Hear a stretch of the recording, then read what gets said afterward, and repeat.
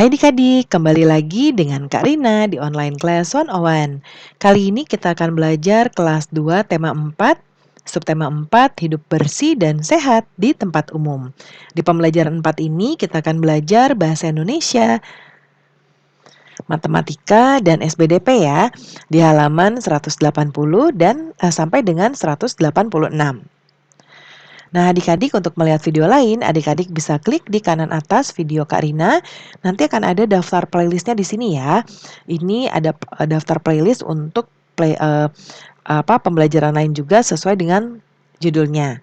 Nah, kalau mau yang lebih lengkap bisa klik di kolom deskripsi, nanti ada daftarnya seperti ini.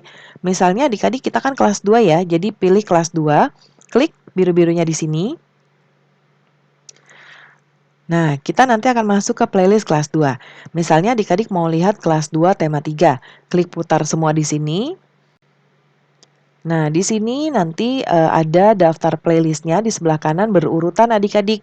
Jadi adik-adik bisa cari mulai dari subtema berapa, pembelajaran berapa, dan halaman berapa yang ingin adik-adik lihat ya. Nah, kita mulai adik-adik. Dayu dan teman-teman lagi berlibur ke pantai nih. Di pantai ada berbagai tempat yang disediakan ya. Ada tempat parkir, warung, tempat duduk, WC umum, ruang ganti baju, dan sebagainya. Dayu dan teman-teman menuju WC umum. Nah, kita baca teks dulu. Judulnya WC umum yang kotor harus dibersihkan. WC umum yang kotor banyak penyebabnya. Hal ini terjadi karena banyak pengunjung yang tidak peduli lingkungan. Banyak yang membuang sampah sembarangan. Sampah yang dibuang dapat menyumbat saluran air ya.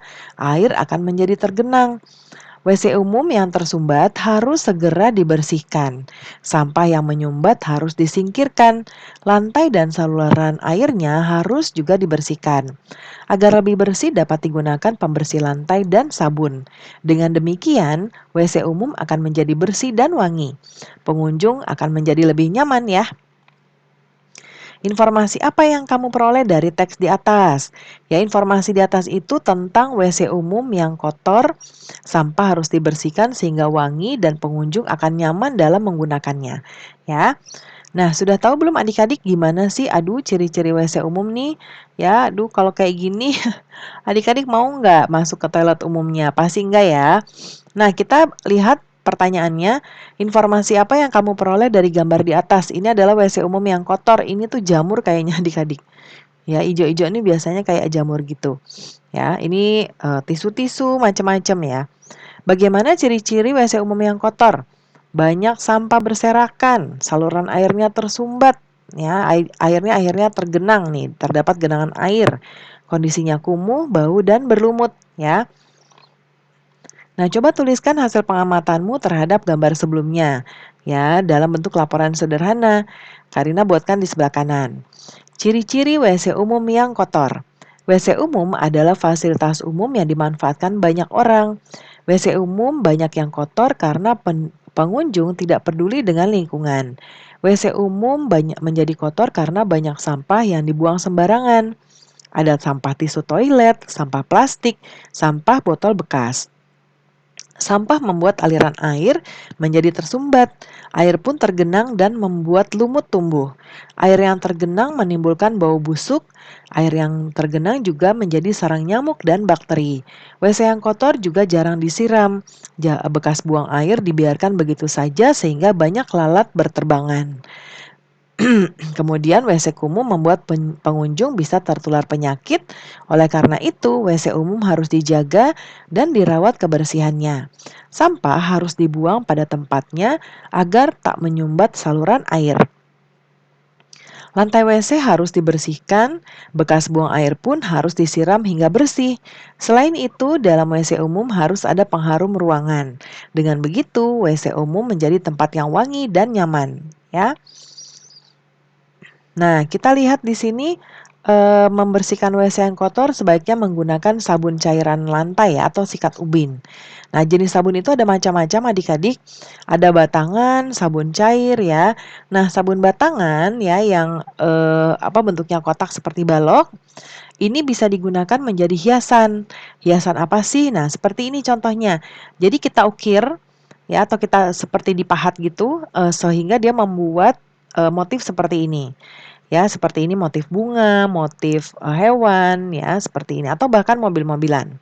Nah, adik-adik tahu nggak cara buatnya? Bahan apa aja sih yang dipakai? Nah, kita lihat bacaannya berikutnya di sini. Alatnya yaitu pensil, pahat ukir atau pisau, sabun. Cara buatnya, sediakan sabun batangannya lebih dulu, mungkin bisa yang berwarna-warni ya supaya lebih indah. Lukislah pada sabun sesuai gambar model yang diinginkan. Ya, ukirlah sabun menggunakan pahat ukir sehingga membentuk model yang diinginkan. Jika pahat ukir nggak ada, bisa pakai pisau adik-adik. Berhati-hati ya, tapi menggunakannya karena bisa melukai adik-adik.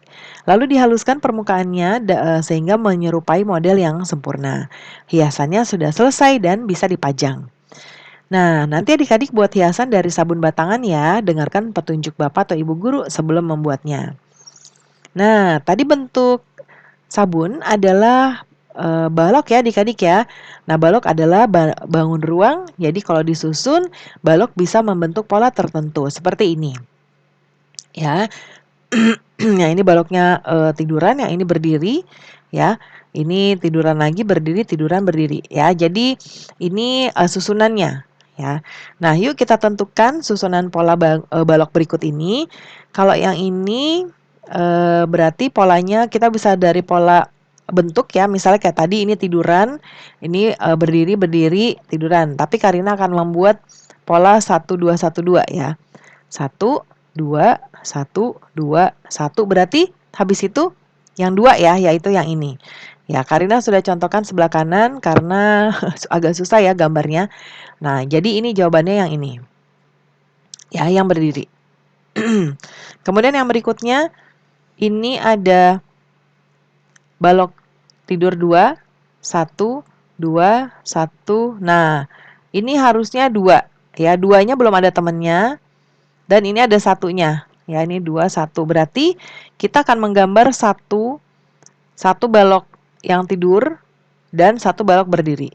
Ya, jadi ini jawabannya.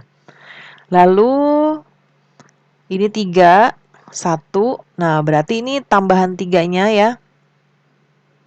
Ya, yang berdiri 1, lalu yang tidur 1. Seperti ini, ya. Yang keempat, nah ini polanya 2 2. Ya, berarti 2 tidur, 2 berdiri, 2 tidur, berarti ini 2 berdiri. Seperti ini ya. Kemudian yang kelima ini 3, 1, 3. Berarti ini ada 1 dan 1 gambar yang 3. Ya, berarti ini dia.